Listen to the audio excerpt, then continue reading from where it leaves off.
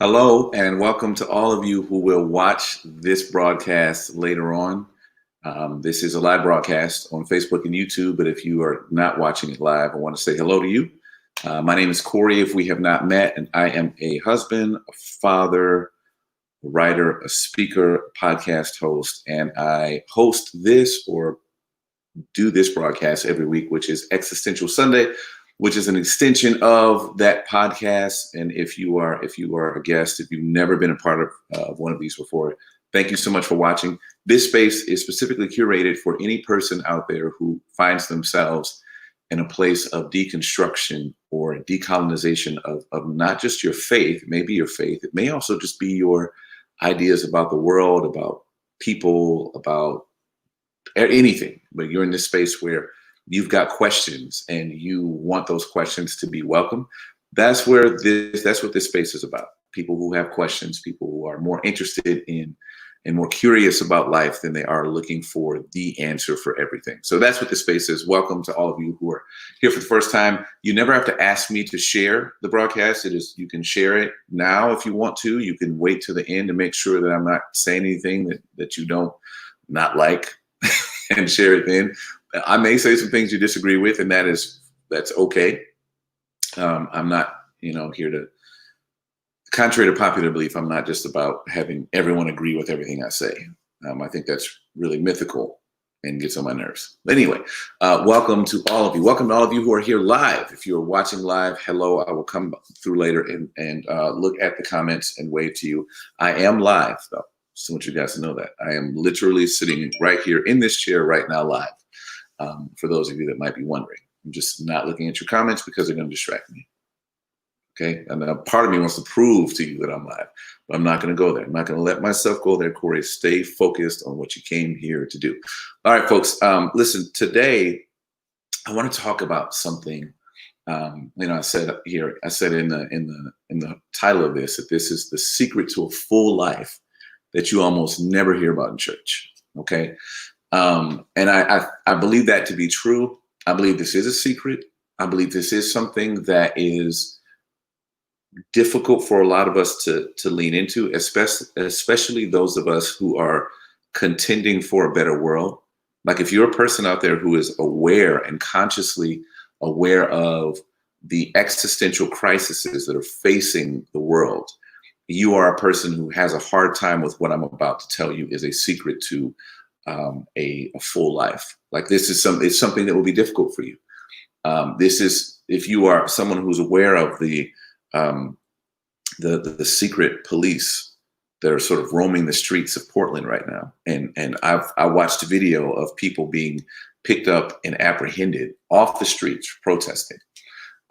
If you're a person who that bothers, if you're a person who's bothered by the way politics are going in America, by who's in charge of those politics, and by the seemingly inhumane treatment of people and people groups and the racism and all the things that are happening in the world, not to mention one of the biggest existential crises that we're facing is climate change. If you are a person who's like, all of these things are surrounding us and I am hella concerned about these things, then you are a person who likely will have a little bit of difficulty with the secret that I'm going to present to you today.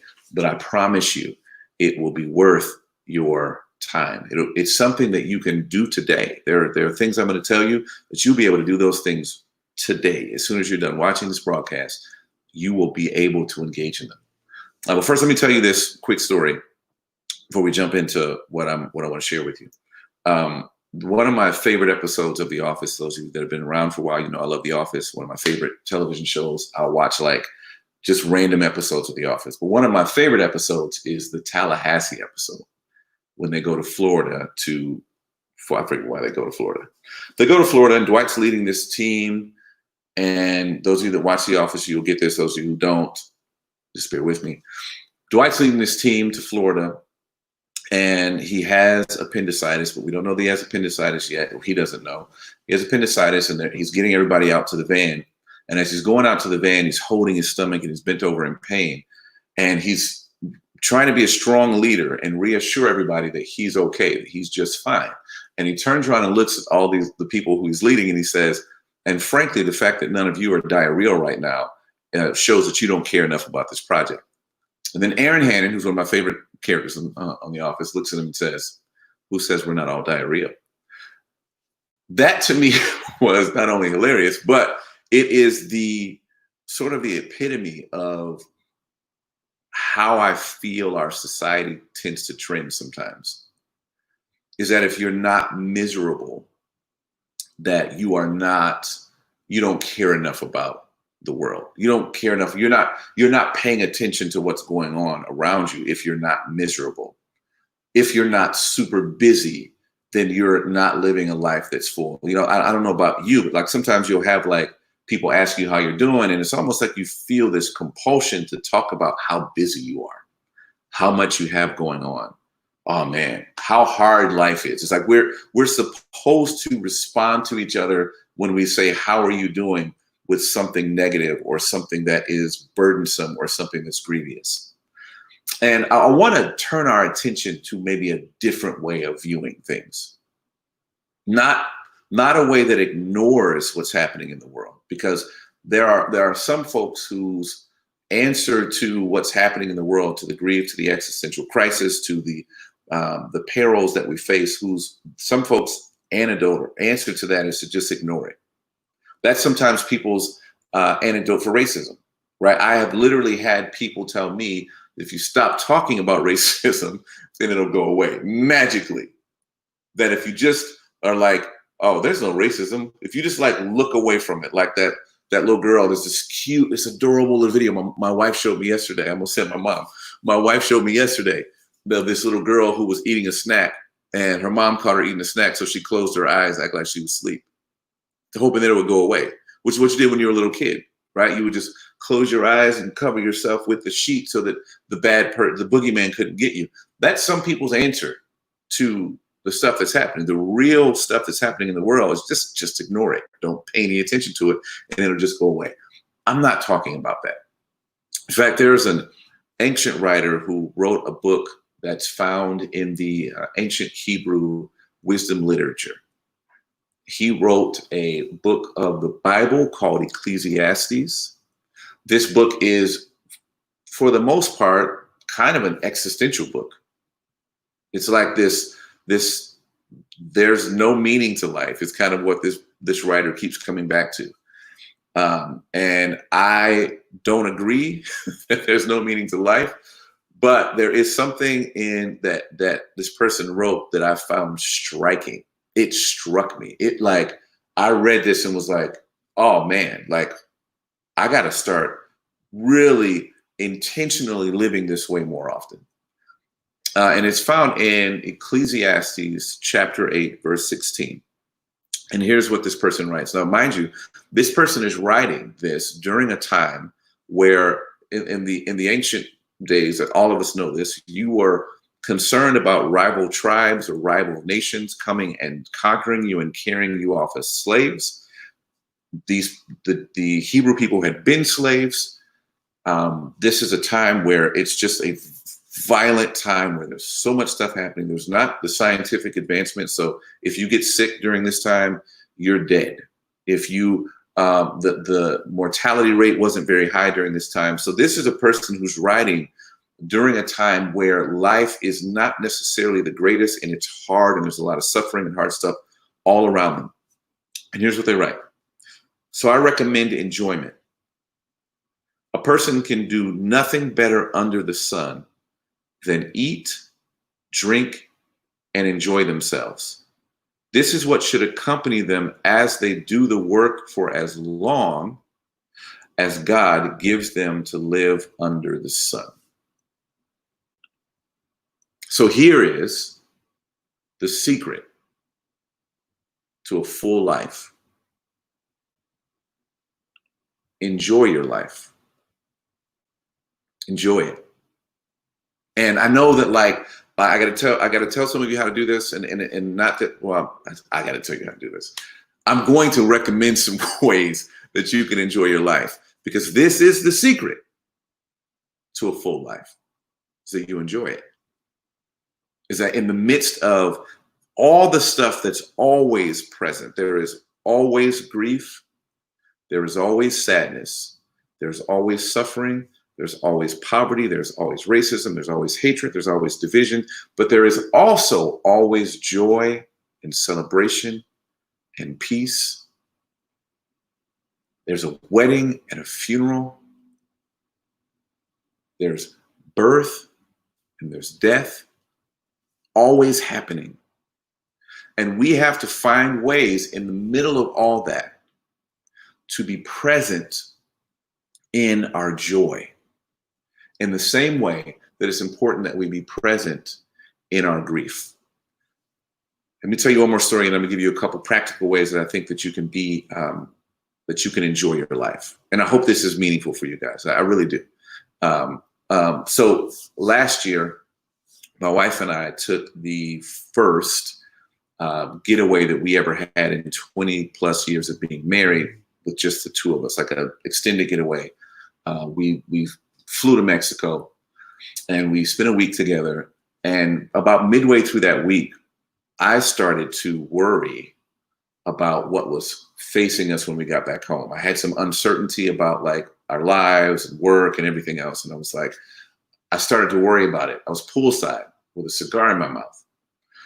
And I was worried about the future. And while I'm sitting there worried, all of a sudden, I don't know, like, I'm not going to tell you guys this was the voice of God, that there's just something that I heard within myself. And it simply said this: I am who I am, where I am. I am who I am, where I am. And this for me was a huge reminder to just be present, to not go fishing for problems from an uncertain future, because it's uncertain. I don't know what's over there. There could be grief over there. There could be some really, really hard times ahead of me. There could be some pain and suffering and sorrow out there ahead of me. But why would I let sorrow beat my ass twice? Why would I let sorrow show up in my present when I'm sitting by a pool with a Cuban cigar in my mouth and my beautiful wife next to me? Why would I let grief from the future show up and beat me up here, and knowing that it's also going to beat me up when I get there? Why not just be who I am, where I am now, and enjoy this moment, be fully present in enjoying the moment that I'm in right now? Part of the reason why some of you have so much trouble with enjoying your life is because you don't know how to be who you are, where you are. You struggle with this notion of being present. You either allow too much of your past regret, which is about a time gone by, or too much of your future uncertainty, which is grief from a future that you know nothing about or only little about, to plague your right now. And I'm proposing that for you to enjoy your life is to set boundaries on both ends of that. It's to set boundaries on the past mistakes and regrets and things that I did, wish I'd have done differently, friendships that went awry, people that are no longer in my life, people who hurt me back then, people who ran out on me, people who fired me, people who didn't believe in me, that you leave all of that back there. Now, I understand, let me be very clear, I understand that there are times where we grieve the loss of the past. And sometimes that grief will show up, like if you've had a death in your family or a terrible separation from a partner, like those things can show up. And I'm not telling you to always push them aside, but what I'm saying to you, you need good boundaries for where you are right now. You need to be fully present with grief when it's time to grieve, and fully present with enjoyment when it's time to enjoy your life. So here's a couple practical ways, a couple small things. And I'm going to go back to what the writer in this ancient Hebrew wisdom literature says, that I'll read it again. So I recommend enjoyment. A person can do nothing better under the sun than eat.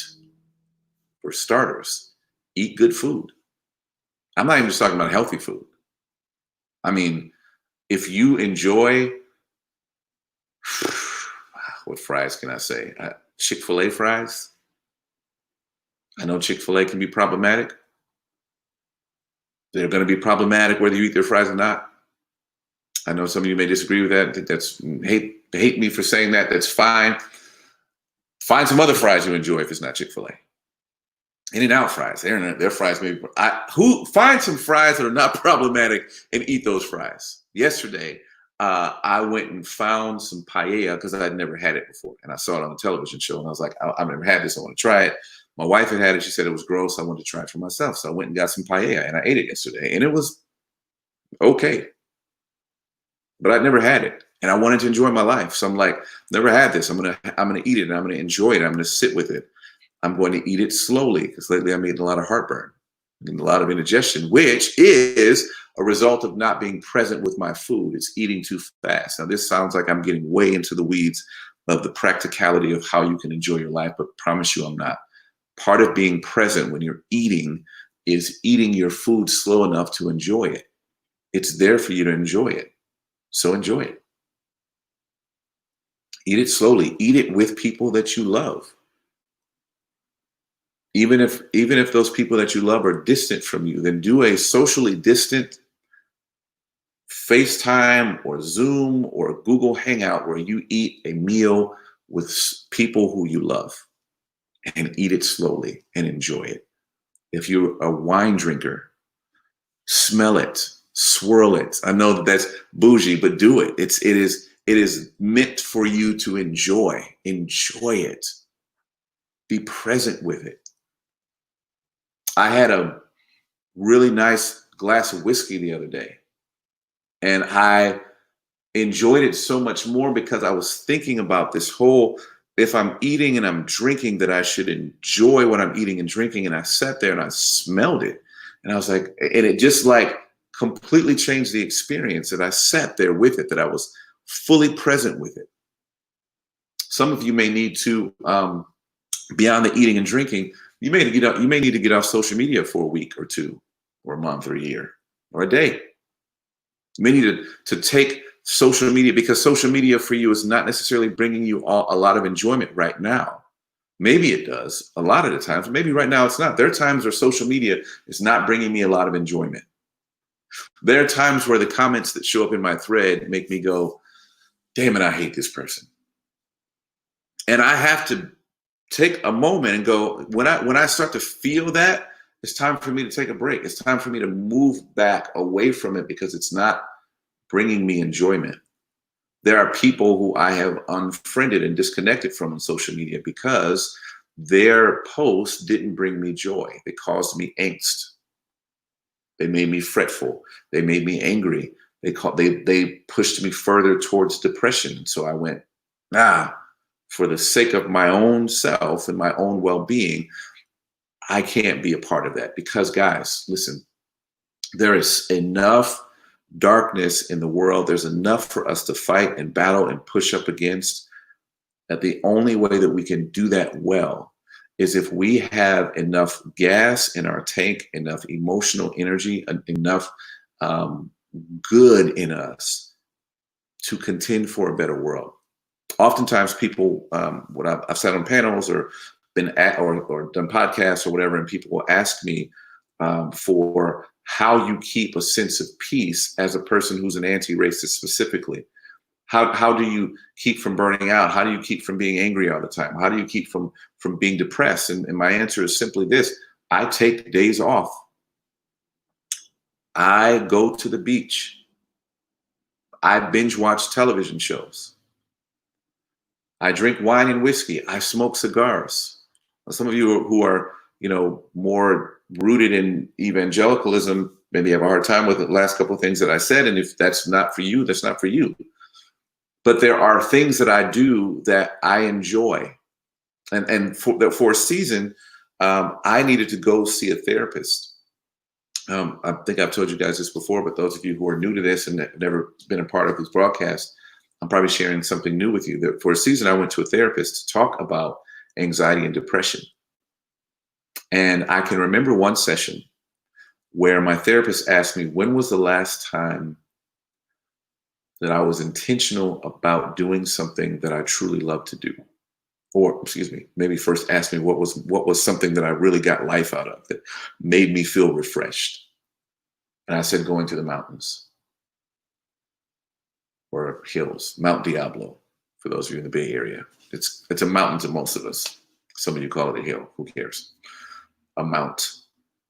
Going up there and just being there myself.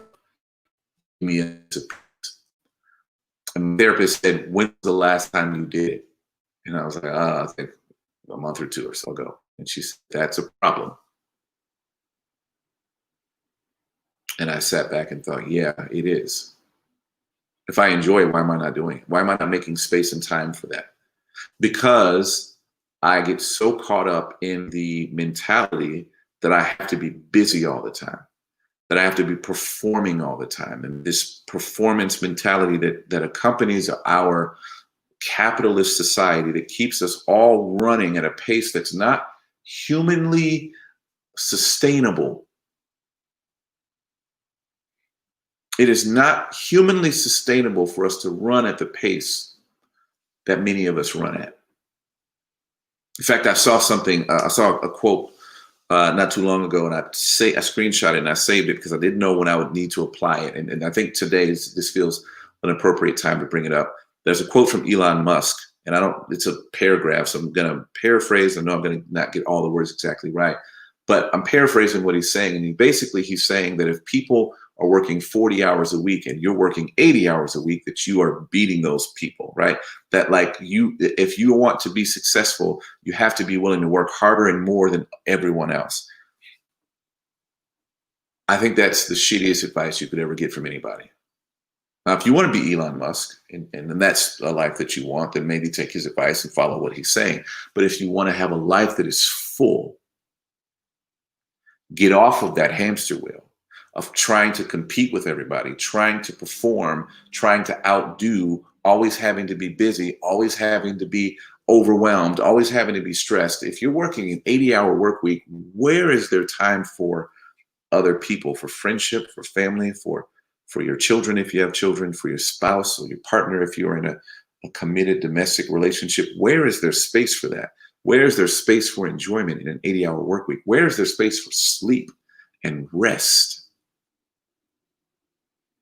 We have to have space for those things. I'm going to find one last thing, and then I'm going to let you go. All right. There is a. Sorry, guys. I didn't have this saved. Hope you stay with me while I find it. It'll be worth it when I find it. It's from the late, great John Lewis, who just passed away a couple of days ago. And he said something that I want to read. This is what he said. He said, "Do not get lost in a sea of despair. Be hopeful, be optimistic. Our struggle is not the struggle of a day, a week, a month, or a year. It is the struggle of a lifetime. Never ever be afraid to make some noise and get in good trouble, necessary trouble." This is a freedom fighter, a civil rights hero, who said not to get lost in despair. And this writer from thousands and thousands of years ago, who I referenced from Ecclesiastes 8:6, would echo the same sentiment. Let's not get lost in despair. And the way you don't get lost in despair is by enjoying your life on purpose. So wherever you are, remember that you are who you are, where you are. Be fully present, fully alive, laugh, cry, but be fully there. And I think that is the secret to a full life. Hey, thank you guys for watching. Thank you for all of you who shared this. If you've watched this for 24 minutes, that means that you found it compelling enough and interesting enough for you to pay attention to. Perhaps your friends will feel the same way. If you're on Facebook, you can tag your friends in the comments below this broadcast. If you, again, want to share this, you never have to ask me on YouTube or Facebook to share the broadcast. Also, if you are watching this and you are not a part of our Patreon community, I want to welcome you to be a part of that. The link to that Patreon is in the comments below. Thank you to all of you who have remained a part of that community through these last several months. I so appreciate you. If you also, one last thing before I go, if you've not yet heard the podcast episode I did with my good friend Andre Henry last week, it's amazing. One of my favorite conversations that I've had. I asked Andre one question. 30 minutes later, he had fully answered it, and it was amazing. All right, y'all. Grace and peace to you all. Until next time. I feel like I should say some words after that. Until next time. Bye, everybody.